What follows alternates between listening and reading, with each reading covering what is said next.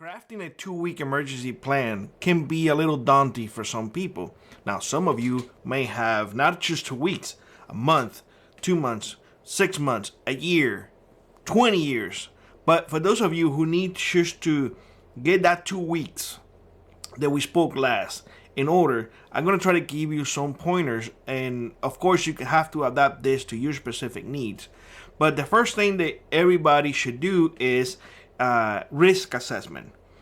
That you have to identify the potential risk, whether it's hurricanes, earthquakes, potential social unrest, or economic stability.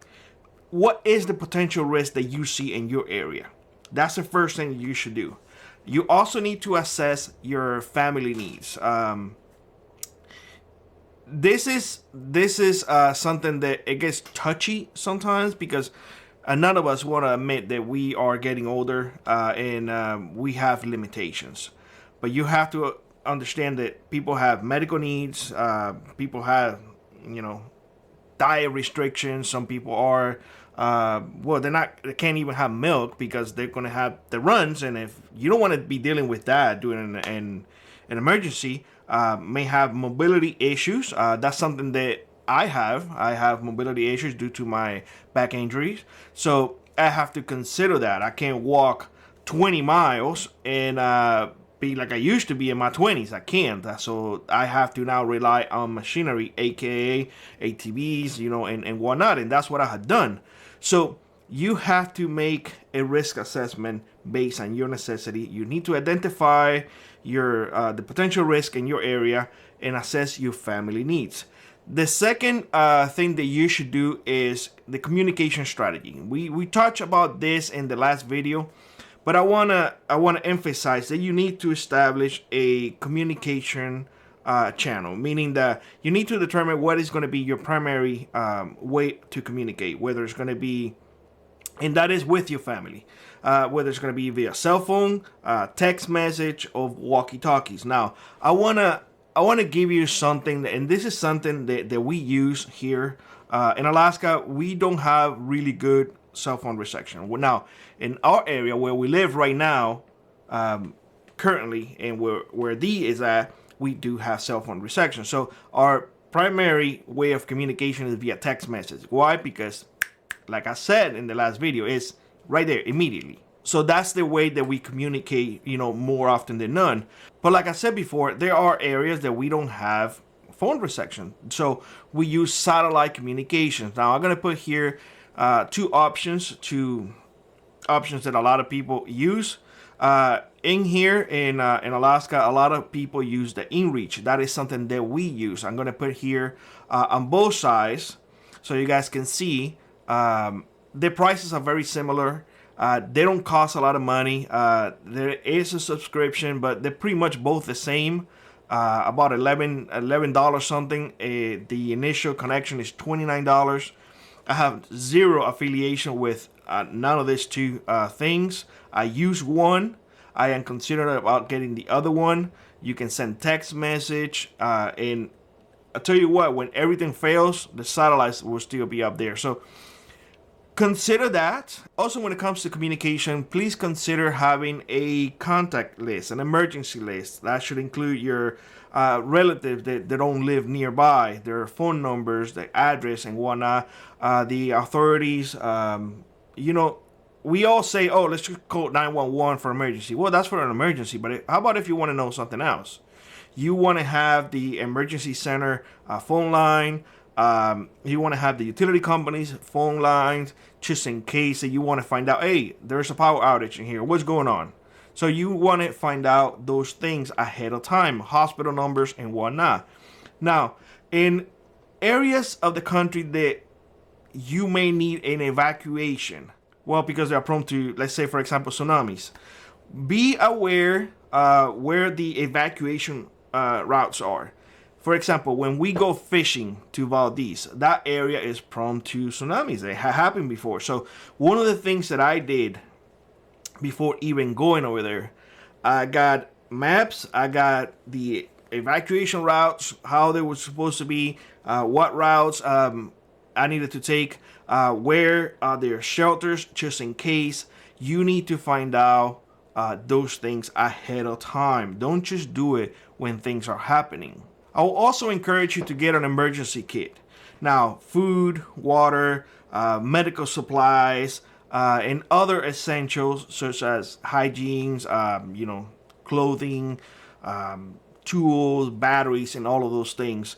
For those of you who want to really go into it, I'm leaving a very detailed description in the description of this video. That way you can read it at your own leisure and get from there whatever you want.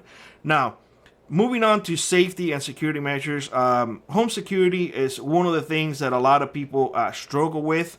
Some folks live in remote areas where cell phone reception is not great, so they usually don't consider security cameras. Well, security cameras don't only use internet. They can be you have options.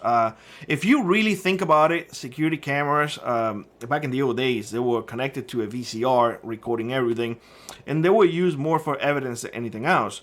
But if you are in your location and you don't need to leave, the security cameras are working as an extra set of eyes. That way you can see what's going on.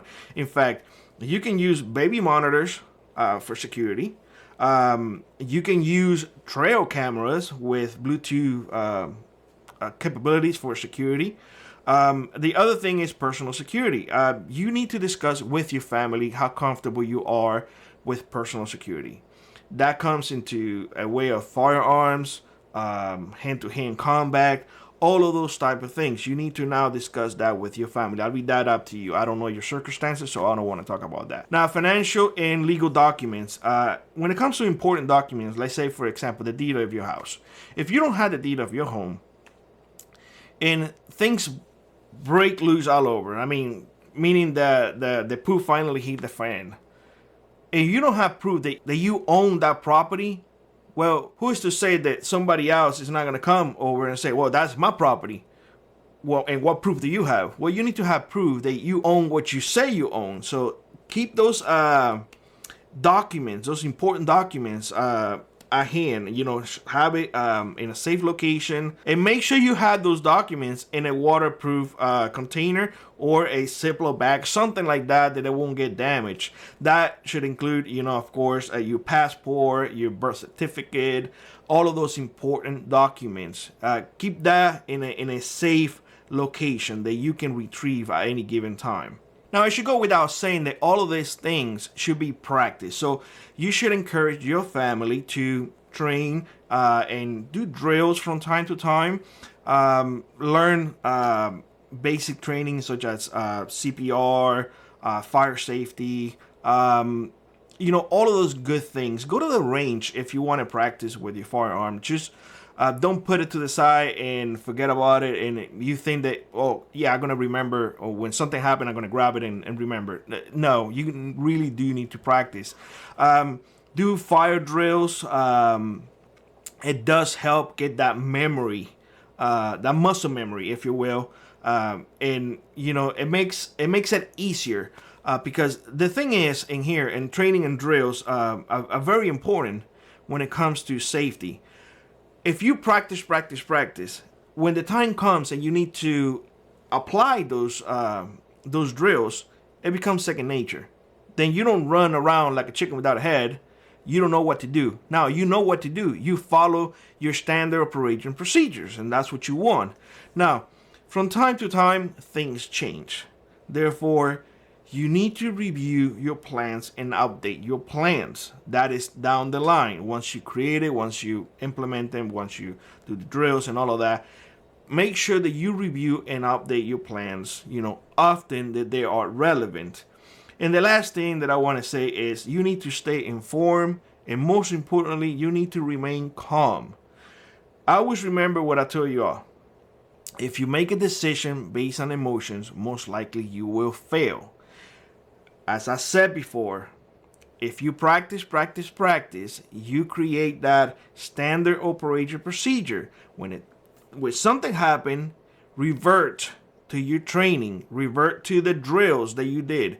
Don't think about it, just act on the drills that you already did. That way you are safe. You know what to do. Everybody knows what to do, and you're going to have a better outcome. So these are just a few steps that you can take, just to develop an immediate plan. And of course, you're going to have to cater it to your needs, because we are all different and we all live in different parts of the world. With that being said, I hope you have a great one. Like always, rock on, prep on, and I will see you on the next one. Bye-bye, everybody.